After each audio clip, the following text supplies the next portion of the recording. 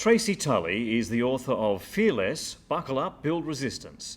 She is a 2-times whistleblower detailing her true life experiences, calling out corruption, deceit and bribery in the Queensland Department of Education. A fierce disruptor, Tracy challenges people to step out of their comfort zone and build their resilience muscle. She conducts powerful and witty speaking opportunities for her clients while coaching them to grow their confidence, improve their motivation, strengthen their resilience and embody an assertive mindset to move forward. To launch Fearless, Buckle Up, Build Resistance, please welcome to the State Library of New South Wales the author Tracy Tully. Thank you very much.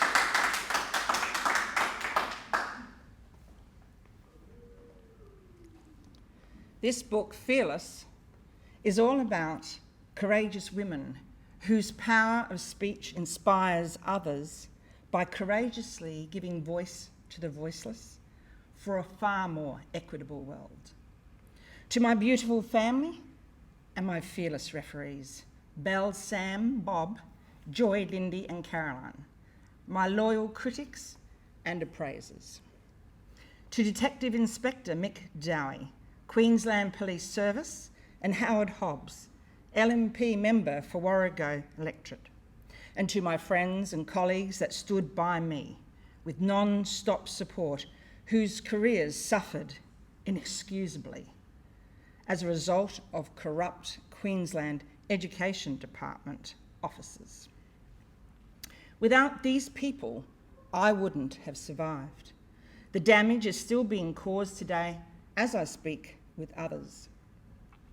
Without these people, there would be no voice. And as of tomorrow, there will be. To the Queensland State Government, this book is a strong, strong warning. It's time to stop abusing the Queensland Public Service Act that allows the Department of Education to dangerously prevent basic human rights and natural justice by averting the truth, resulting in corrupt and deceitful behaviours and actions by senior leaders. Silence in the face of injustice is anything but golden. It's a free pass for those who cause suffering to continue using and abusing others for their own gain. Perpetrators of prejudice hold powerful positions of authority, influence and persuasion. In Queensland, it's communist. Speaking up against them means physical and emotional abuse for ourselves and our families, risking everything that we hold dear to us. Bullying is an insidious part of all levels of society, from our school days, working careers, and in aged care. Many are damaged by it, with some lives destroyed. Most learn to cope with varying degrees of success, and a few set a shining example to others by their courage, resilience, and motivation to stand out from the noise. Fearless is my journey. I'm a 3-times whistleblower, and right now I'm against the Queensland Department of Education.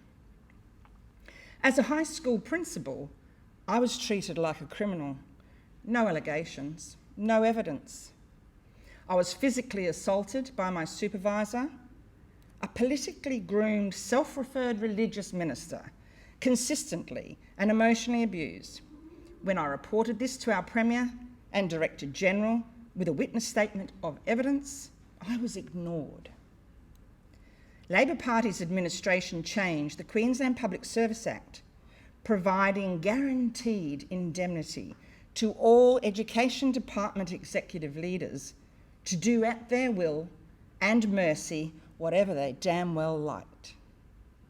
They allowed common criminals, local cultural groups, and religious zealots to use their faith as an abusive tool against me. But their time will come. I disappeared from the place I knew, entering a silent world of evil corruption, malicious deceit, and criminal behaviours fit for a third world country. This is the 21st century, And this is the Queensland Department of Education, acting like medieval soldiers. Trolling, cyber hate, systematic abuse and harassment, all expertly delivered by narcissistic public servants. Well-honed tactics with the intent to frighten and threaten me into resigning behind the pretense of a get 'em, Queensland Public Service Act. Department of Education in Queensland uses the Queensland Public Service Act, and I'll refer to as the PSA, to stand down principals under investigation.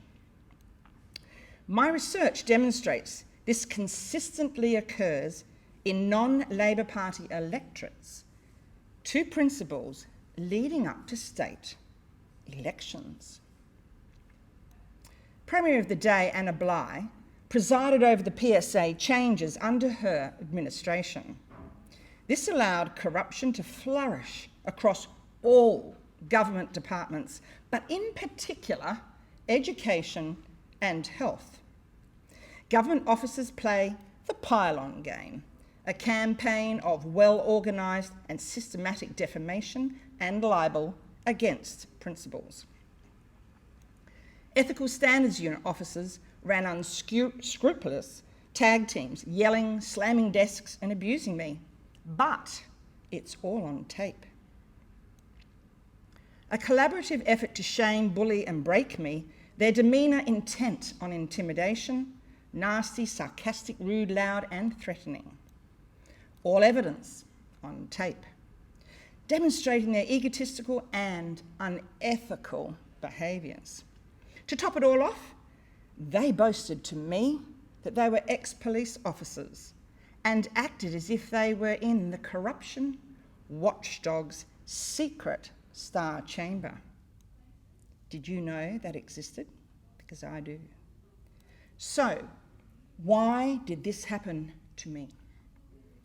I was a long-term senior high school principal with demonstrated high levels of literacy, numeracy, attendance, academic performance, decreased obesity, and very strong, consistent behaviour management strategies. I was a threat to our department. Since my departure, this high performance was never, ever seen again in that school. In fact, now they're building a second school because it's so bad. The only school in the rural southwest region of Queensland delivering distance education, chemistry, physics and maths C, who wrote and developed our very own board-registered astrophysics curriculum and ran off-site school centres for students unable to participate in mainstream schooling. The first principal in the world to deliver industry-managed sheep shearing and wool handling programs, who kept the kids out of prison, who wrote multi-million-dollar funding grants to look after our school programs, who procured an 11,000-acre property called Croxdale Station and managed by a community-led company, the Outback College of Rural Education, or OCA. So why did this happen to me?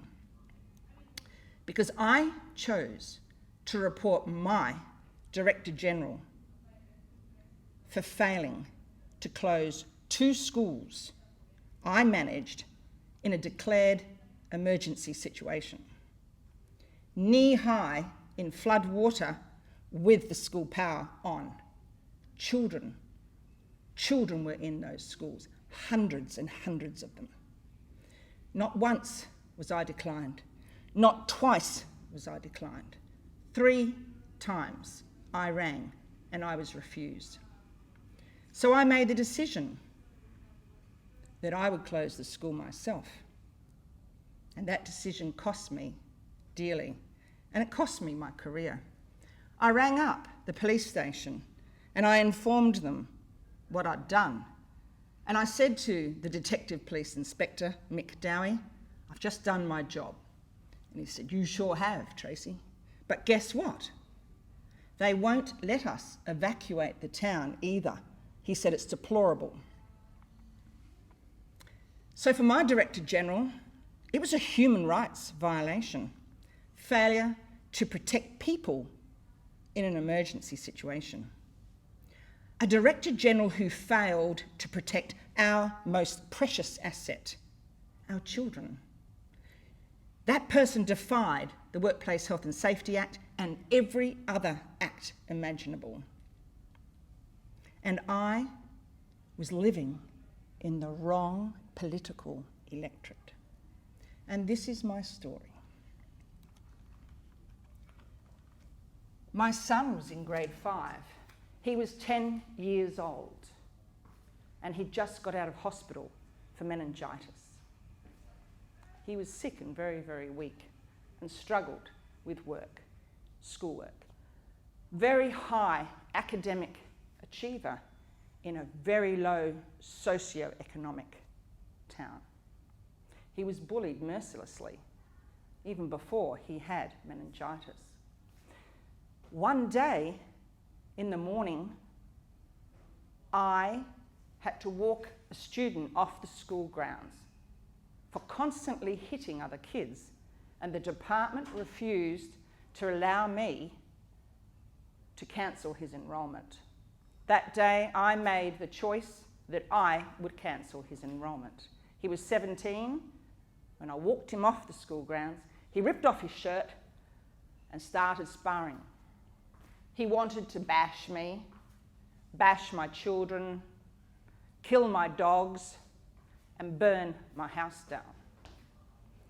I escorted him off the class, out of the school, and within 10 minutes, his mother was on the school grounds. She was in the foyer holding a baby, but the baby wasn't hers. Family Services had given it to her to look after. She was heavily under the influence of drugs. And she came flying in and she threatened me the same way. I'm going to bash you, bash your kids, kill your dogs, and burn your house down. I escorted her off the school grounds too. And then next moment, my phone rings. It was her husband, her partner in crime. And he rang me. And yep, you're right. I'm going to bash you, bash your kids, I'm going to kill your dog, and I'm going to burn your house down. So I rang my department, my beautiful supervisor at the time, and I said to him what had happened. And he said, "Righto, write me a report." Within half an hour, one of my teachers, who was up near the main road, rang me, and she was scared, very, very scared. And she said to me, "There's 30 drunks coming up the road towards our school, and that young man was in front of them, leading him to us." Now, our school was very proficient at lockdowns. We'd had a lot. And so I immediately locked down the entire school, which isn't easy, the size of our school. We locked them down tight, and they understood when I said it was a lockdown that it was real. Fortunately, they did exactly what they were told. I rang the police, she rang the police, and the police said, "We're having trouble in town. There's a funeral last night and they're all drunk." So I can see that. I said, "The school's locked down, but you need to get here really quickly because I have a feeling something's going to go down here." I was still coming back from locking down the school, and they jumped the fence and they were too fast for me. They started milling behind me. I could feel the spit and the breath on the back of my neck. But I've lived in these schools and these towns for a very, very long time. Up in the Gulf of Carpentaria, a lot of Indigenous communities. And so I chose to hang my head and walk. That's all I could do. And this guy was screaming at me. He wanted me to turn around and he wanted me to fight him. But I just kept walking. I kept walking and begging in my head for the police to hurry up and come. It took them a long time. Fortunately in my favour, because I hadn't turned around to face them, they weren't going to hit me from behind. Finally, the police came and escorted them off the school grounds. And then my phone rang. My mobile phone, my private phone. And my 10-year-old boy, our son, was on the other end of the phone, sobbing his heart out. He had been bashed up. They had done their promise. The mothers at the school of this young man drove carfuls of high school students to his school. And he was standing outside the fence. But no principal was there to monitor that day. Why? Because everyone knew what was going to happen. They could see them all. They were renowned, these people, for their violence. Not one bus driver, not one parent, not one teacher went to help him. He was bashed from head to toe. His face was cut, black eyes, bruises all over his body. I raced him up to the police station, and they were waiting for us out the front. They took him inside, and they took a statement, and they said, "Before you go to hospital, Sam, we really want you to do one thing. We want you to listen to how we handle those people." And they did.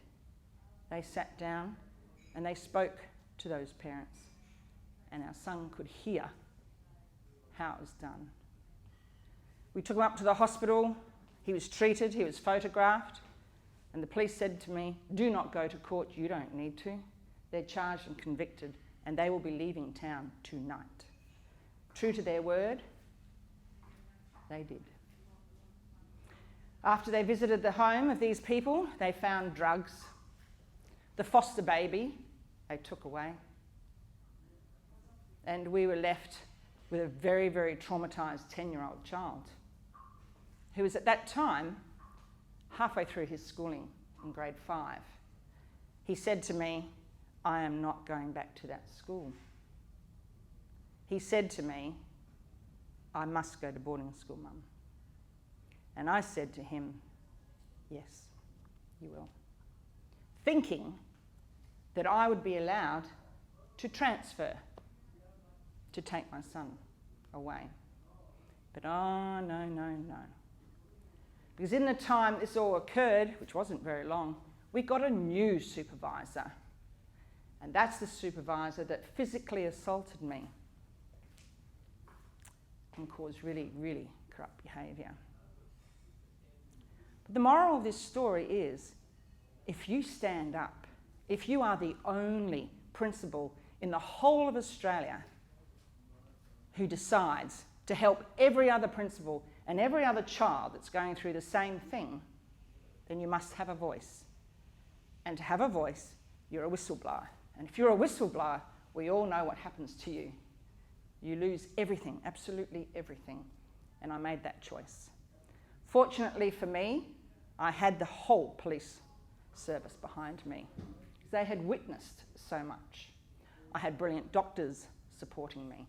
I had friends supporting me. In 2016, I made the decision to resign, and I wrote this book. 3 times I wrote to the Department of Education. 3 times I offered them to sign a confidentiality agreement. 3 times they thought it was a joke and ignored me. So I wrote the book, and I wrote to them and said, "Your time will come." They read the book. They heard me. And so last year, in October, in the final parliamentary session before our elections, they changed the Public Service Act. And in the Queensland Teachers Union newsletter, it said, "And if the Labor Party continue in leadership, they'll make some more changes." The book is a legacy for our children so that the right story comes out. My evidence is with the CCC and all on tape. But I'd like to read you a heroic prose that I wrote. And I wrote this because I couldn't find anything anywhere. It was about women. And I called it She Rises from the Fire. And I wrote this heroic prose because I had been inspired by Man in the Arena, Theodore Roosevelt's heroic prose. US President, written on the 23rd of April, 1910. It was fitting for Tracy Tully to write her heroic prose. And this is what it's called. She rises from the fire. It's not the words of man that count. It is the words of women too. Not those who deceive and delight in the failure of others, never experiencing triumph or defeat. The praise belongs to the woman who fights the fire, rising burnt and scarred, refusing to fear her critics. The one who navigates floods, cliffs and roadblocks, facing corrupt masked highwaymen at gunpoint. The woman who watches when they cut the rope of safety, smiling smugly as she plunges into the abyss. The tribute, in fact, belongs to the woman who feels the terror and trepidation of what's invisible around the corner, who suffers the pain when she gets it wrong, but has the strength to pursue, because without effort, there is no failure. She is the one who stands strong in turbulence, who struggles unaided and makes mistakes, who bravely travels alone. They are the fake ones, unmotivated, dishonest, claiming their glory from those with passion, who do good deeds and have experienced the victory of great achievement. For she fears less and dares to challenge them. Thank you.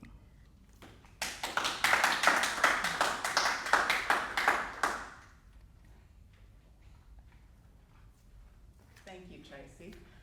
My pleasure. That's amazing, and we're going to work together to yeah. get more women's stories out there. Absolutely, aren't we certainly are. Aren't we? Now, about women's stories, though, let's just something amazing. Yeah. Your mum. Yes, yes. Are you ready to do your mum? I'm almost ready, yes. Almost ready? Yeah. Yeah, you, Okay then. you say what else you need to say. Oh no, I'd just Yeah. like to thank you for giving me this opportunity. Oh, you're Because welcome. without these sorts of opportunities, we can't unlock our voices. We can't get our stories out there. Because for me, I was muzzled for so long. And every other principal in Australia is muzzled and cannot speak up. Cannot speak up. Because of the Public Service Act in Queensland, they actually have a code of conduct that prevents them from speaking up, which means that we have unjust laws and policies and strategies. And not only that, it's a United Nations issue, and it has come to the fore. So thank you very much. You're welcome. Yeah. Pleasure. And we're going to really shift gears now because Tracy's mum has also written a book at 91. And she would have loved to be here, She would have. wouldn't she? And if not for COVID, we would have been doing this last March, and she would have been here. Doesn't matter. Anyway, but here She's in right. spirit. Thank you very much. Yes, do you want an Yes. intro as well? Yes, please. Thank you.